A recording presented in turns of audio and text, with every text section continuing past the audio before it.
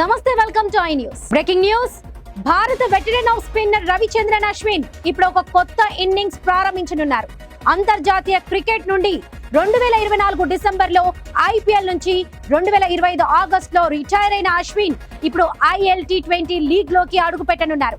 39 ఏళ్ల Ashwin UAE best tournament లో ఆడుతున్న తొలి high profile Indian male cricketer గా చరిత్ర సృష్టించనున్నారు. ఈ టోర్నమెంట్ తొలి ప్లేయర్ యాక్షన్ కు అశ్విన్ తన పేరును రిజిస్టర్ చేసుకున్నారు. ఈ యాక్షన్ అక్టోబర్ 1, 2025 దుబాయ్ లో జరగనుంది. ఇక యాక్షన్ కు అశ్విన్ తన బేస్ ప్రైజ్ ను $120,000 అంటే మన ఇండియన్ కరెన్సీలో సుమారుగా 1,06,00,000 నిర్ణయించారు. ఇది ILT20 యాక్షన్ హిస్టరీలో హైయెస్ట్ బేస్ ప్రైజ్. ఇక ఈ విషయంలో అశ్విన్ స్వయంగా క్లారిటీ ఇచ్చారు.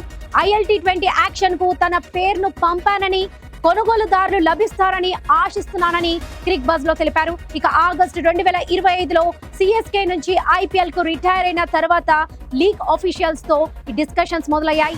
ILT20 సీజన్ 4 డిసెంబర్ 2, 2025 నుంచి జనవరి 4, 2026 వరకు జరగనుంది.